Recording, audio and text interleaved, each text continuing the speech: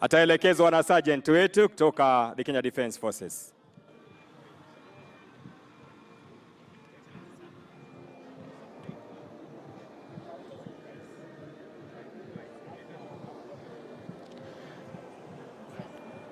Mheshimiwa Rais kwa ustadi anaelekezwa na tayari ameanza kuivuja ardhi kwa taratibu, akiliweka lile jembe sawia ili kuweza kuanzisha rasmi ujenzi huu. Tumpongeze kwa makofi Mheshimiwa Rais anapozindua rasmi siku ya leo hapa katika uga huu.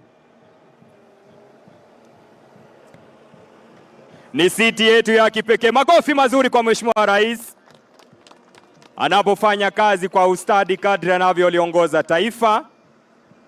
Thank you, Your Excellency.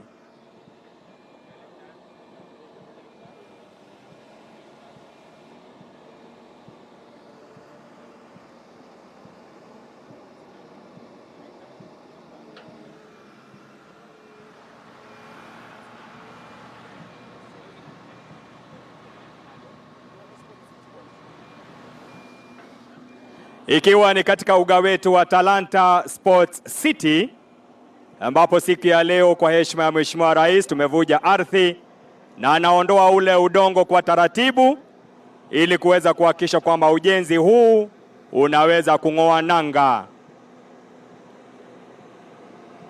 Kwa utaratibu mwingi anaondoa ule udongo.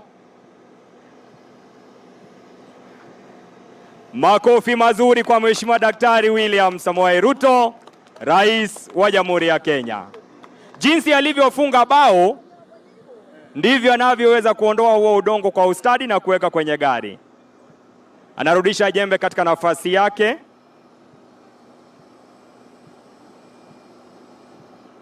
Kwa ustadi ili kuweza kuzima mashine na kuendelea na ratiba. Tumpongeze kwa makofi Daktari William Samoei Ruto, rais wetu, kwa nafasi hiyo ambao amemaliza ya ground breaking.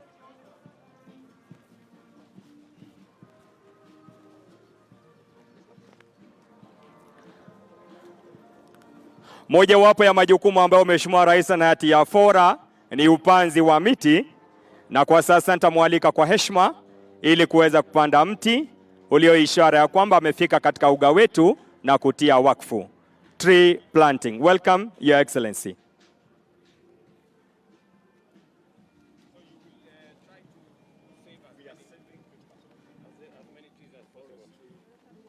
Hello my dear, how are you? Salama. Mumepanga miti ya kutosha ya kupanda Nairobi?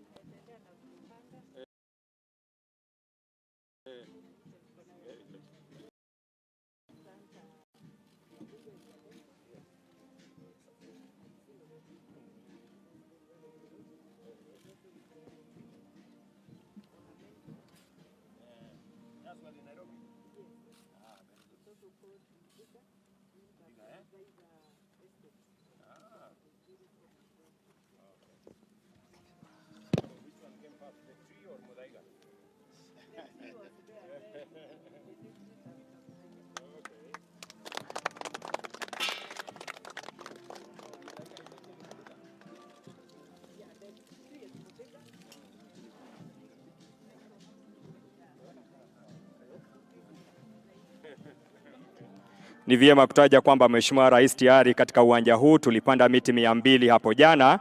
Waziri wetu, katibu wake tayari waliweza kupanda miti 200 na tunashukuru kwa ahadi ambayo umetupa ya kupanda miti. Thank you, Your Excellency.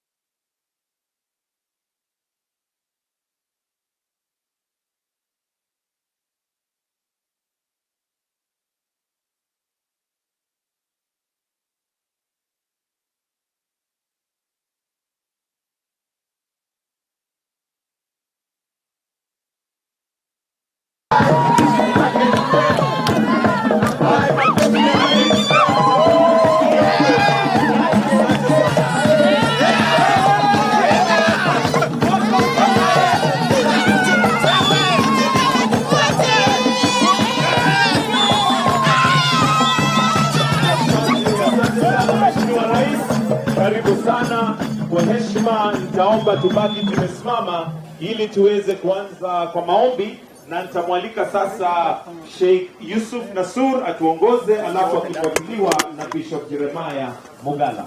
Hebu tuende kwa maombi. Bismillahirrahmanirrahim. Kwa jina la Mwenyezi Mungu, ewe Mola Ilahi, tunakuomba uturuzuku kila tulilokuomba na utufungulia milango ya kheri. Tufanyie kila zito kuwa jepesi na utufanye kuwa ni waja wenye wingi wa subra.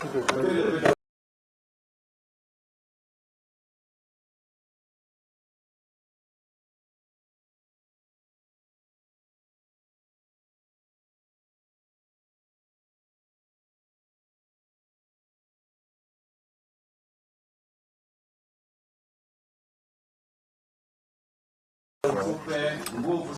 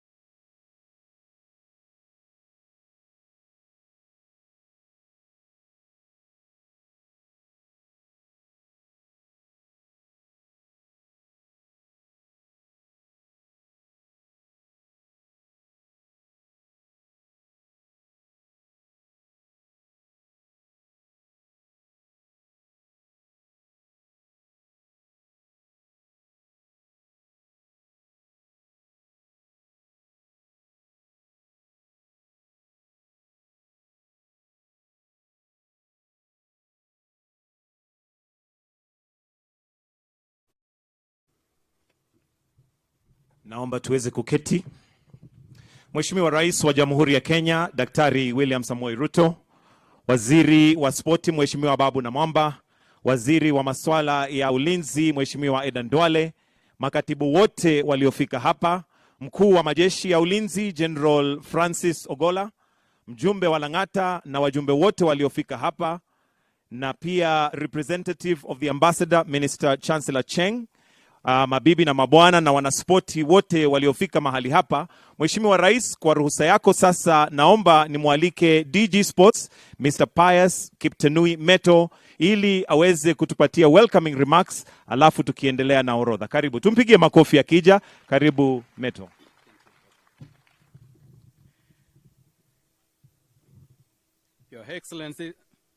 Your Excellency, the President of the Republic of Kenya, Honorable Dr. William Samoei Ruto, mawaziri ambayo wako hapa, PSS, na sisi wote hamjambo.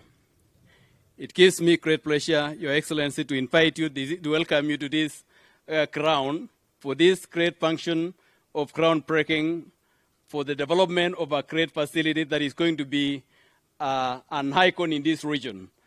As you noted, Your Excellency, when we were taking you through, this facility is going to be one of its own kind in this region. So mine, Your Excellency, is to welcome all of us to this crown for this ceremony. Thank you so much. God bless you.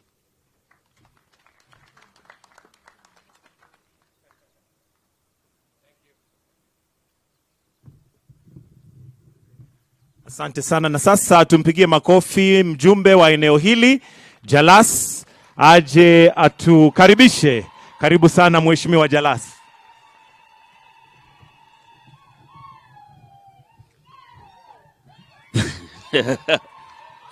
Thank you so much. Asanteni sana.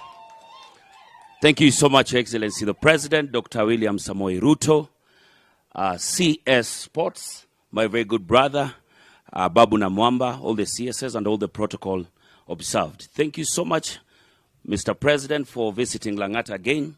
I'm putting up this huge project that will not only benefit the country, but also carry aspirations. So there's so many young men and women whose dreams are still based on talent. What we would request as a constituency, we border Kibra down this side and Dagoretti on this other end.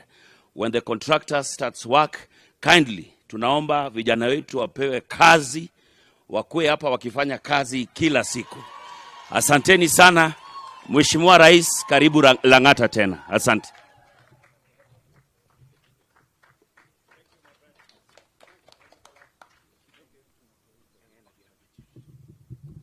Haya basi, na tukiendelea na sasa, ningependa nimwalike Honorable Peter Njuguna Gitau, Chairman Sports Kenya, ili aje anene machache. Karibu sana, tumpigie makofi akija tafadhali.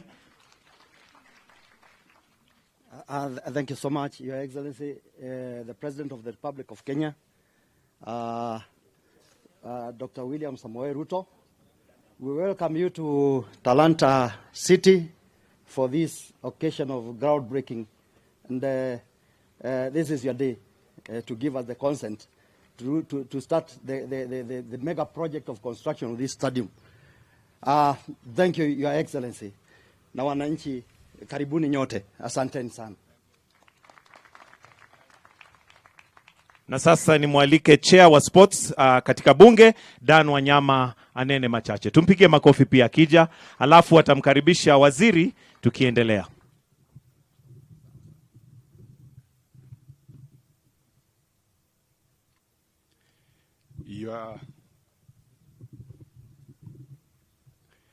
Your Excellency, the President of the Republic of Kenya, our CS, other leaders available, wananchi watukufu, hamjambo. Mine will be very brief. First, to appreciate the executive that for many years, this is the time we have had an executive that supports sports. Initially, the ministry was being looked at second hand. But when you look at it critically, this is where the population of Kenya is. And I want to appreciate the executive that you have taken it upon yourself, and this time round, we are seeing that funds are being channeled in this ministry. And most importantly, Your Excellency, I want to thank the CS who has come in with a lot of vibrancy, that the ministry is now being felt in this country. And I do appreciate that so far, although they have not done well enough, but there is serious improvement in terms of the sports fund, funding federations. But the only challenge I want to give to the CS is that as we put up this infrastructure, what is critical is that how do we manage and prepare our teams. It is not enough just to give allowances and the tickets to the teams.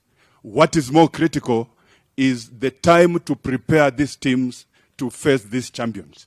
So as we look forward to actually hosting AFCON, it will be more prudent and more emphasizing if we prepare our team well, and we should see Harambee Stars in the final going forward. And that means that we must put so much to prepare our team for that occasion. I want to thank you, and Your Excellency continue supporting this ministry. Therefore, it is my humble opportunity to welcome my brother, the CS, Honorable Ababu Namwamba, and he is popularly known as Honorable Smart. Welcome, Ababu. Thank you, bro.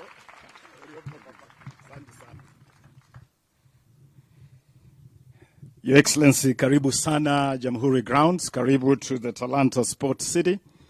This incredible, historic, iconic project is a manifestation of the whole of government approach to service delivery. It has been a collaborative effort, and especially a partnership between our ministry, the Ministry of Youth Affairs, the Creative Economy and Sports, and the Ministry of Defense. And therefore, Your Excellency, with your permission, allow me to ask my brother and colleague and friend, the Honorable Eden Duale, the Cabinet Secretary for Defense, to say something as a partner in this incredible journey. Karibu sana, my brother. Your Excellency, on behalf of Kenya Defense Forces, Ministry of Defense, we have our Chief of Defense Forces, General Ogola, the Vice Chief of Defense Forces, Lieutenant General Mwangi, Army Commander, Lieutenant General Njiru, and our PS. We are here under your instruction just as the project managers.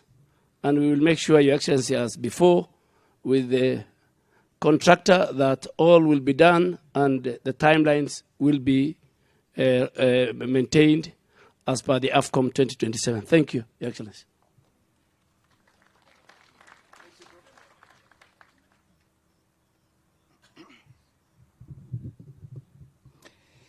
Your Excellency, in under 2 years since you ascended to office on September 13, 2022, you have performed a number of stunning miracles, quite literally.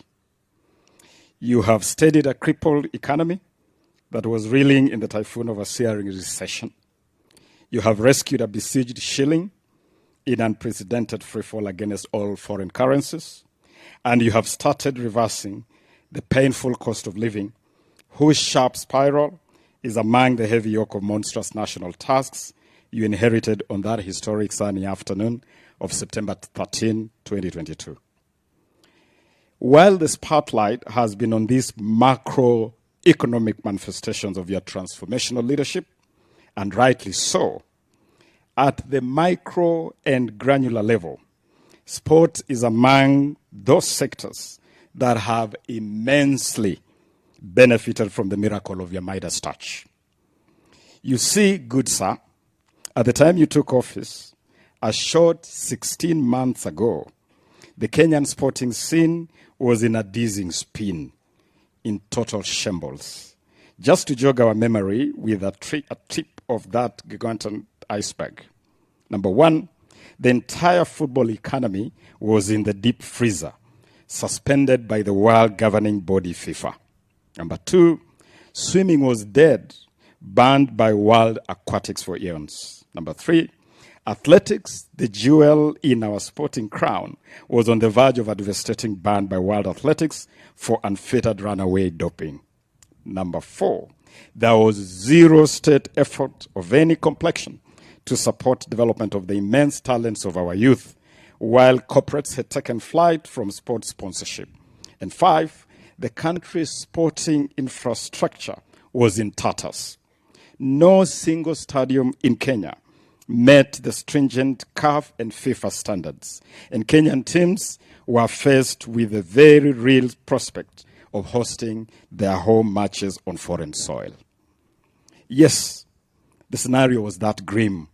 In fact, Your Excellency, when October 28, 2022, I landed at the Ministry of Sports after your gracious appointment, I honestly feared that my bossy had condemned me to purgatory.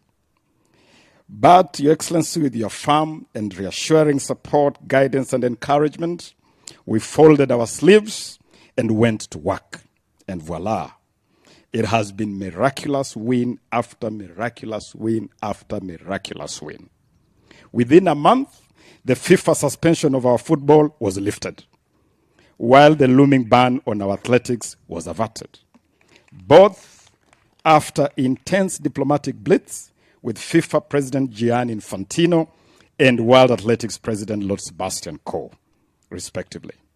In 90 days, we had prepared Kenya's first ever sports and creative infrastructure master plan, which we speedily rolled out and saved our national teams the shame of hosting home matches in neighboring stadia.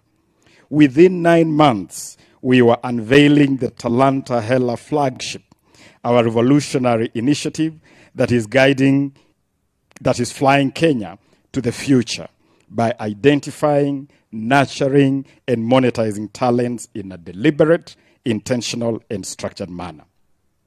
By month 10, World Aquatics had lifted the long-standing ban on Kenyan swimming. And within exactly 1 year to the month you took oath of office, Kenya was not only fully back in the fold of world football, but quite incredibly, on September 28, 2023, you stood at the Nairobi showground, Your Excellency, a short distance from here, to announce to an ecstatic, albeit disbelieving nation that Kenya had won the rights to host Africa's premier sporting event, the Africa Cup of Nations in 2027. Doing so jointly with our good neighbors Uganda and Tanzania under the unprecedented East Africa Pamoja banner. With my East Africa Pamoja team in Cairo, Egypt on that day, Your Excellency, we locked ourselves in a room and danced and shouted Ebenezer. As we speak today, Kenya's pedigree as a sporting powerhouse has been restored. Elite sporting events from the Magical Kenya Open, the WRC Safari Rally, and now AFCON are pouring into Kenya like the El Nino rains. And both bilateral and corporate partnerships are growing rapidly, with Kenyans enjoying immediate fruits and benefits like live football broadcasts which had disappeared off our TV screens. Dear fellow countrymen and women, if that is not miraculous transformation, please show me what is. The speed with which we have turned around this sports sector can only belong to the league of the incredulous pairs of Faith Kipyegon and Ferdinand Omanyala. Hongera, sir. Hongera, my boss. You have done it. The spanking new Talanta Sports City, whose groundbreaking we witness here today, is the perfect symbol, the fitting epitome of this incredible journey of unprecedented rapid transformation. With meticulous planning and granular attention,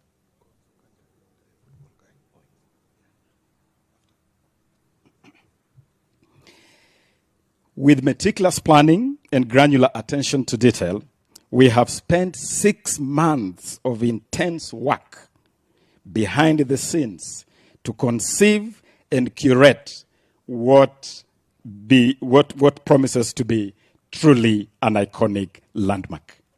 Your Excellency, the stadium whose groundbreaking you have done today is a unique design that oozes a distinct Kenyan flavor.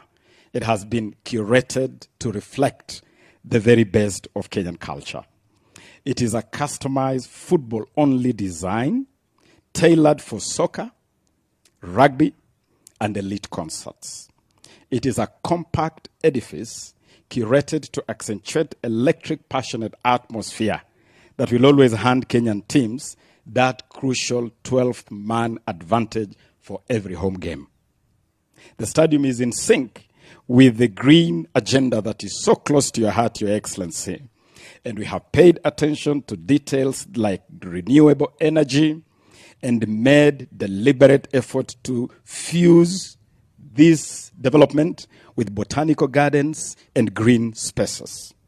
The stadium ticks all FIFA and CAF requirements on size, on circulation of funds, on VIP and VVIP spaces, and all those details that FIFA and CAF are so keen on. It is a tech-savvy facility designed for top-level live TV broadcasts, VAR, goal line technology, comparable to the very best in the world. You can compare this to any facility in the world, and it will tick the boxes.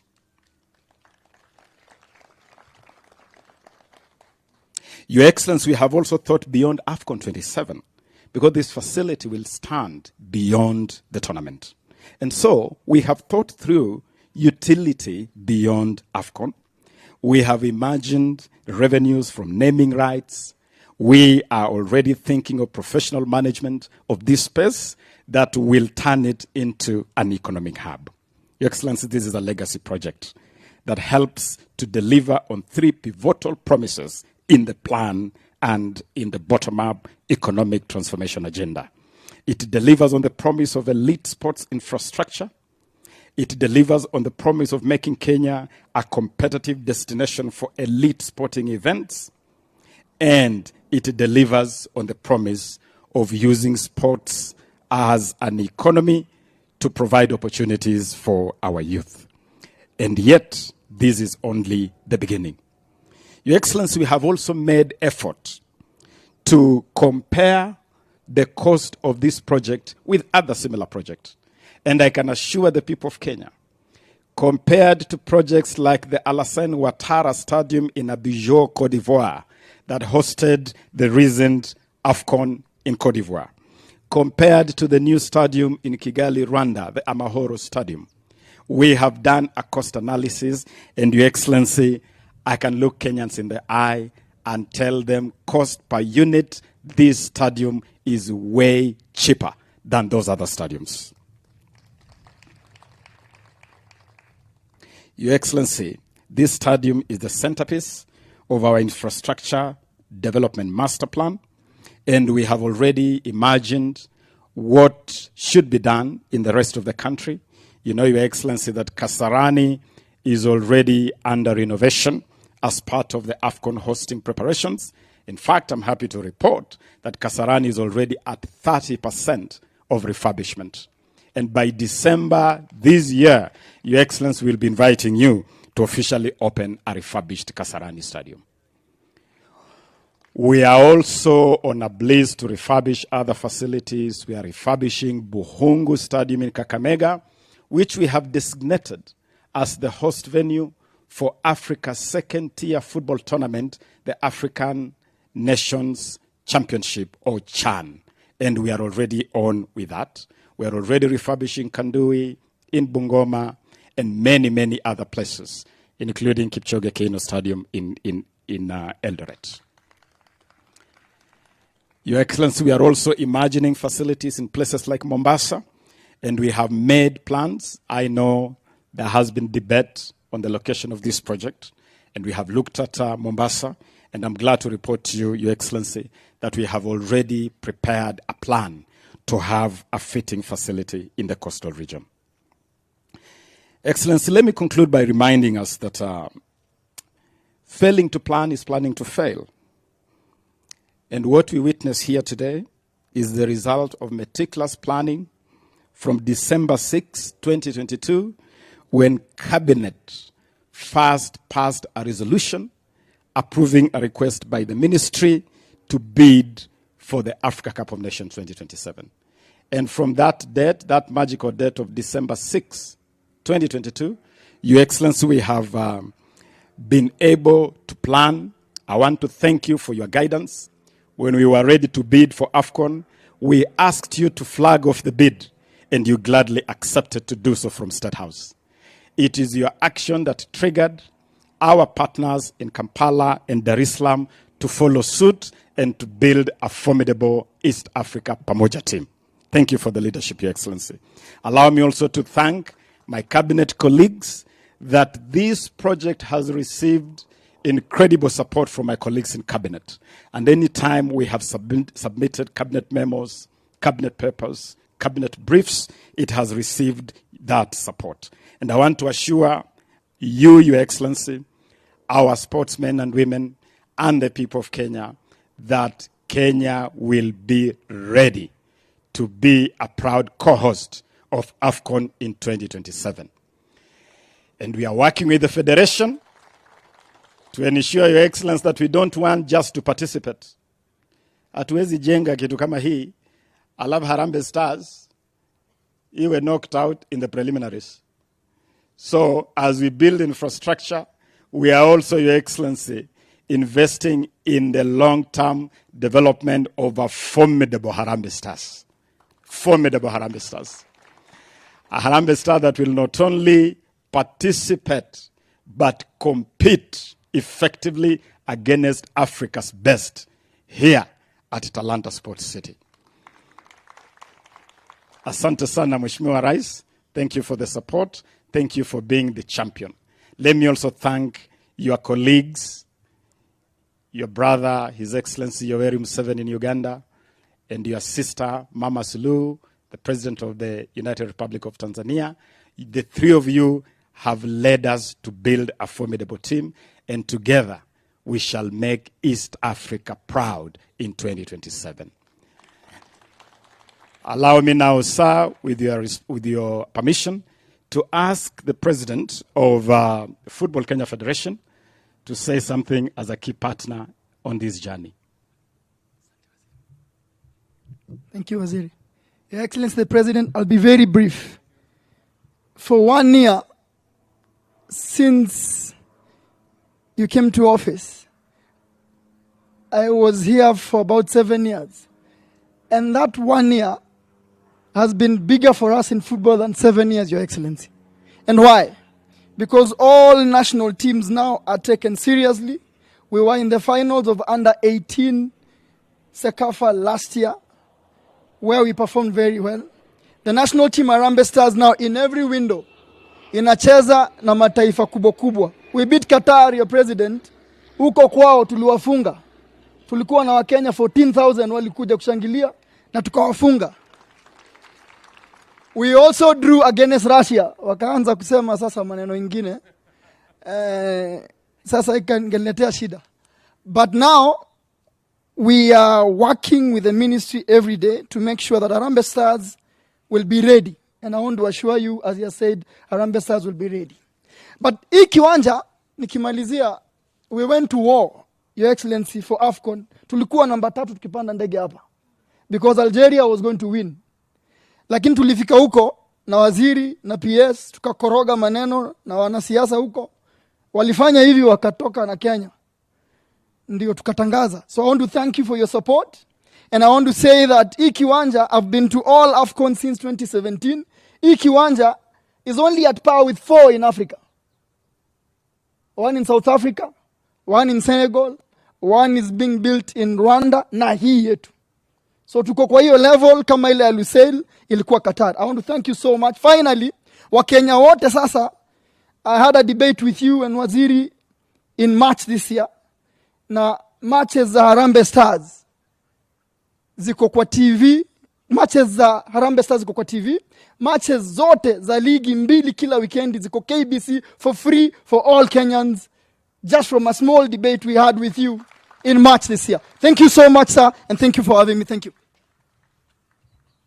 Asante sana, Your Excellency. Before I invite our governor, allow me to acknowledge the Ministry of Sports. Allow me just to ask the Principal Secretary to lead the whole of the team to rise so that we can acknowledge them. Your Excellency, this team has worked incredibly round the clock. PS Engineer Toom, the team from Sports Kenya, Nuh, the CEO of the Sports Fund, the whole team, together with our State Department of Youth Affairs, led here by PS Ismail. I really, really want to acknowledge this team before you, Your Excellency. It's an incredible team. Asanteni sana. Na uambie rais ya kwamba tunajenga timu ya vijana to understudy our senior team.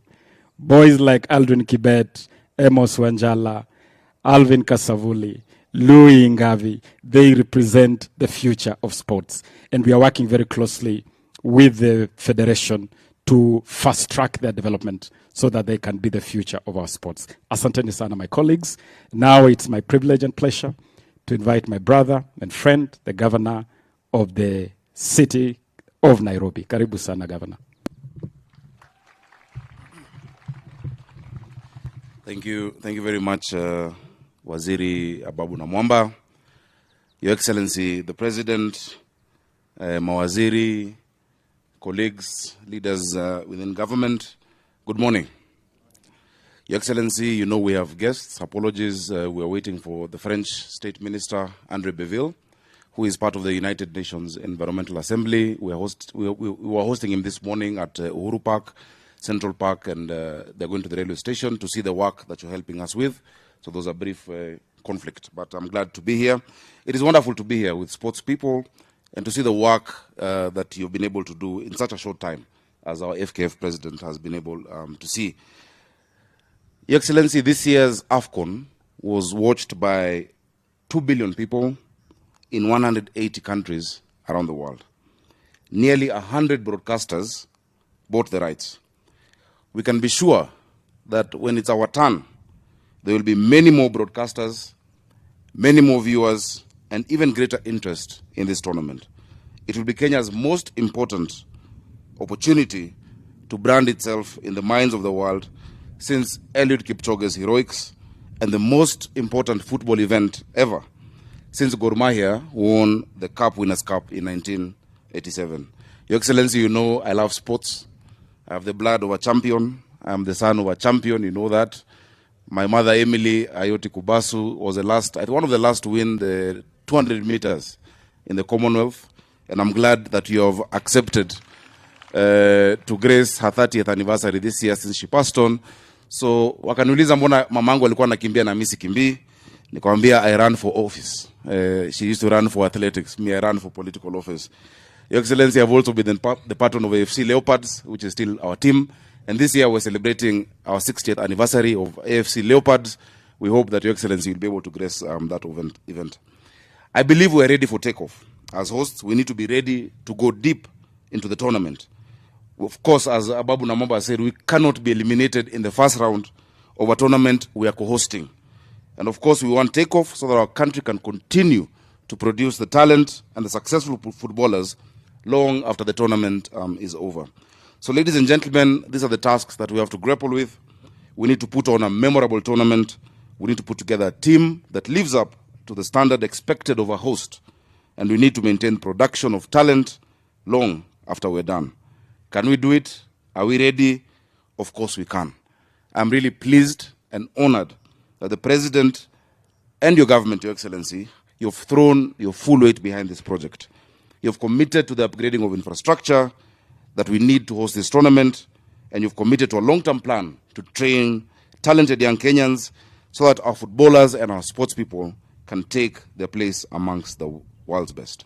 We in Nairobi County are especially thankful for your generosity as a national government in choosing us as the site of this talent city. Your Excellency, kwa hii uwanja tumecheza ball kama vijana. Our people in Ngando across the road have always, have been worrying because we told them when we build this stadium, watakuwa wanakuja kucheza tukijenga ground. We used to watch from the other side. Now there's a mound that blocks even the view from the road. Unajua ile changamoto tulikuwa nayo kupata hii kiwanja. Ilikuwa imechukuliwa na wakora. I think more than 4 people had title deeds on this ground. But we thank you for your grit. We thank you for your stamina and for your position that public land must always revert to the public. This belongs to the people of Kenya and the people of Nairobi. Your Excellency, as a county government, we have also made a lot of progress. We have completed the Dandora Stadium, which was stalled for a long time in the previous administration. We're going to be launching it with Safaricom during the Chapa Dimpa Festival. We hope you are going to be our guest of honor on that date in April. We are doing the Joka Denge Stadium, what was known as City Stadium. We're revamping it.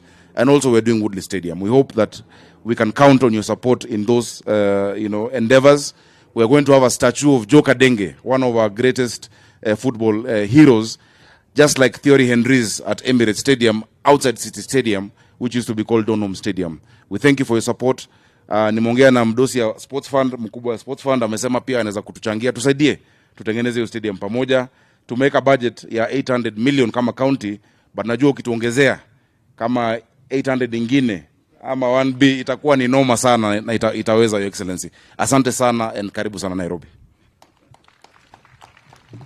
Thank you, Governor. We'll certainly work with you. Your Excellency, before we invite you, allow me to clarify something important about this site. This site, as Governor has said, was subject of activities which I'm glad this project will bring an end to. But importantly, as we start this project, is to note that some public funds had already been spent here. A number of pitches had been developed using public funds. The pitch where we are seated now is a rugby pitch. We have a number, now 2 football pitches. The one where you scored a classic penalty, and that is a penalty we would love to see Harambee Stars score at this stadium. And the other pitch, the other side. All those developments we want to announce to the country have been saved and nothing has been wasted. We've been able to rescue all the fields. We have rescued all the forest areas, or even the toilets, like the toilet facility right here. Your Excellency, we have arranged with the contractor. It is going to be lifted as is and taken somewhere else where it can be made use of. The hustler bazaars, the parking, everything that has consumed public resources here will be saved and put to use. And now, good people, it is my privilege, honor, and pleasure to ask you to stand up so that we can welcome His Excellency, the President of the Republic, to address us. Karibu sana sa. Thank you. Thank you, Babu. Asanteni sana. Tafadhali tunaweza keti chini. Mheshimiwa Waziri wa Sports, Mheshimiwa Waziri wa Defense, President wa Federation yetu, Bwana Mwenda, mbunge wa sehemu hii Bwana Jalash, na gavana wetu wa jiji la Nairobi, Mheshimiwa Sachs, na hawa wangwana wengine wote, na wanaspoti wa taifa letu la Kenya, hamjambo. I am very, very delighted to be here with you as we break ground for the construction of this historic Talanta Sports City, a transformative project that is designed to redefine our nation's sporting profile and deliver an iconic facility and infrastructural development for this city and for our nation. In the bottom-up economic transformation plan and agenda for our country, we committed to facilitate our sportsmen and women and deliver adequate resources to develop every sporting discipline for Kenya to live up to its identity as a sporting nation. Among the necessary interventions set out in our plan were to return Kenya to international football, promote county-level leagues and inter-county championships, culminating in a national sport festival, and dedicated finance for sport infrastructure development. I am happy to announce that we have delivered and continue to make progress in transforming Kenyan sports into a global, competitive, and highly lucrative national sector. To begin with, Kenya is a co-host, together with East African brotherly nations of Tanzania and Uganda, of the 2027 edition of the Cup of Nations, meaning that we will be participating in a continental and internationally accredited tournament and also actually hosting a number of games here in Kenya and right here in this stadium. We have developed and are implementing with great determination the Sports and Creative Industry Infrastructure Development Master Plan. This is devoted to providing state-of-the-art competition and training facilities to comfortably host and facilitate world-class international competitions. It will also provide high-quality training facilities for our sports people and develop a countrywide network of talent incubation and development hubs.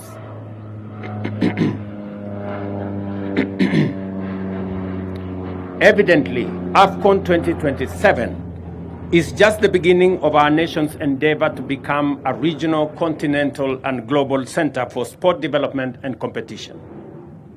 To get there, we are committed to invest intensively and strategically to upgrade various sport facilities, including the comprehensive renovation of Kasarani Stadium, as well as the construction of new modern premises and amenities. It is our intention to make AFCON 2027 a memorable continental showpiece, and we are literally working round the clock. If you visit the Kasarani Stadium, work is underway on a 24-hour basis to ensure that renovations are completed on a high standard, or to a high standard, by next year, well in advance of AFCON 2027. In fact, I have just confirmed from Minister Ababu that in fact that timeline has been reviewed, that Kasarani will be complete by end of this year. Beyond AFCON, we recognize sport and creative industry as primary youthful sectors. Consequently, our sports and creative industry development strategy is intentional about leveraging the immense direct and indirect opportunities for job creation, for talent development, and for wealth creation for our young people in Kenya. We want every sporting discipline and creative endeavor to pay adequately and provide rewarding employment and other opportunities to talented people in Kenya. Under the Talanta Hela initiative, we have set out a sustainable program to identify, develop, and monetize sporting and creative talent. With the infrastructure plan, we are deploying resources from diverse arrangements, including public-private partnership, like to a good extent what's going to happen here, to develop and meet present and future infrastructure and inventory requirements. I invite stakeholders, including potential infrastructure development partners, to explore these opportunities and become part of Kenya's transformation in a world-beating sector. Our bottom-up economic transformation agenda acknowledges our country's youth bulge and approaches it as an unprecedented opportunity to catalyze a historic explosion of possibilities across our country. We are here today, therefore, to demonstrate this commitment by accompanying our promises with investment.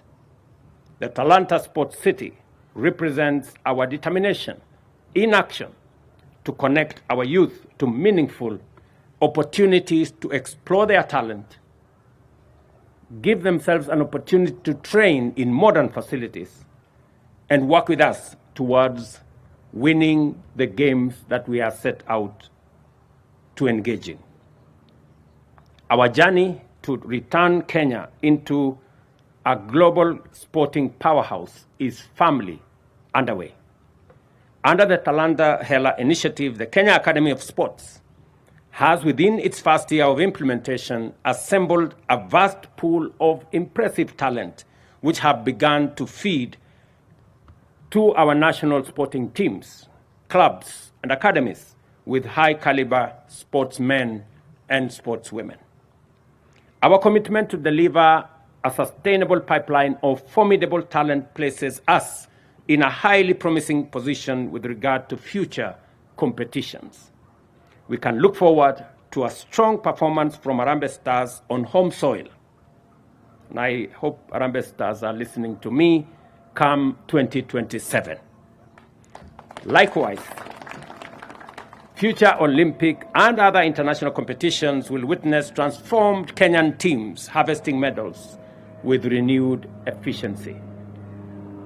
As Babu has said, apart from this stadium that we are going to build here in a record under 2 years, I have agreed with the ministry, and that is why the Ministry of Sports is represented here, and the Ministry of Defense is also represented here, because we want this stadium to be built to world-class standards using military discipline.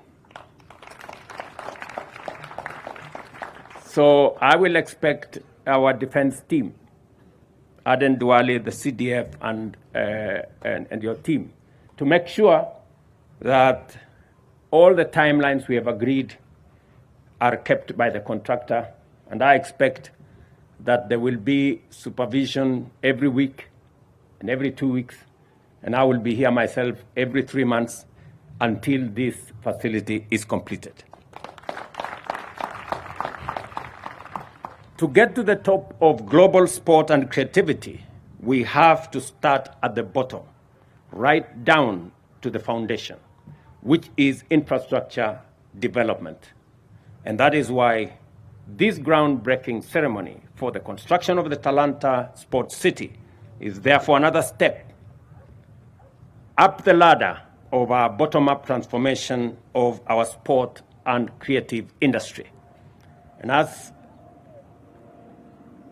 the minister has said, this facility will be accompanied by the renovation in Kasarani.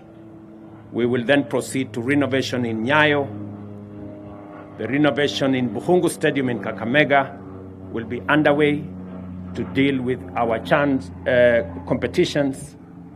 The renovation in Buhungu Stadium, the renovation in Kipchoge Stadium, and we are seriously considering another stadium in Mombasa.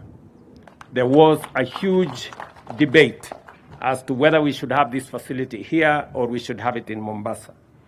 For reasons that I was persuaded, we decided that this facility will be here, but we will equally find a place in Mombasa to do a good stadium that will be a low-altitude stadium, which will both support our sportsmen in athletics and in other games to train at the low-altitude facilities in Mombasa. Let me commend the work that has been done over the last 6 months. I know many teams, they have met with me many times. We have gone back and forth because we wanted to make sure that the stadium is world-class, it will be built in record time, and it will be cost-effective. Because ultimately, we must account for every shilling that we spend from the coffers of the people of Kenya. I am also very proud that the team has also taken into account the position of Kenya as a great champion of matters renewable energy, environmental issues. Hosting UNEP here in itself is a big step and a major statement. And therefore, I am very happy that many of the trees here will not be cut down, many of them will be saved, and we will plant additional trees, as we have done again this morning. I'm also happy that all the facilities that initially had been put in place have been saved, and that no facility here that had been constructed using public money will be lost, that we are going to keep all the facilities here. And this facility is not only going to serve our premier competitions, but also the grounds here will have opportunities for people from Gando and all these areas to also use the facilities in this stadium. For those who don't know, I lived in Gando here, and therefore I am in the village when I am here, and I am very happy that I have come to break ground in my former village to build a world-class stadium. The ministry should work in collaboration with the county government of Nairobi so that we can agree on how young people, sportsmen and women from these local villages here can also have access to use this facility so that we can grow talent from the local community here. Let me also confirm that we are going to work with the Nairobi City Council in the facilities they have mentioned, whether it is the city stadium that they want to convert into Joe Kadenge Stadium. I want to ask Ababu Namwamba to have consultations with the governor so that we can see what facilities and what resources we can make available to support the county government of Nairobi in the construction of that facility.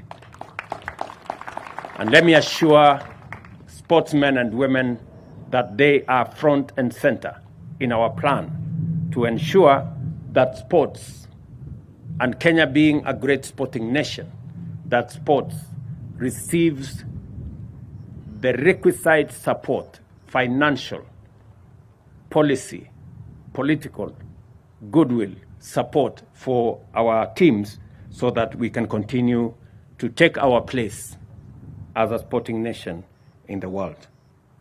Ladies and gentlemen, with this groundbreaking, the construction of the Talanta City is officially launched. Asanteni sana.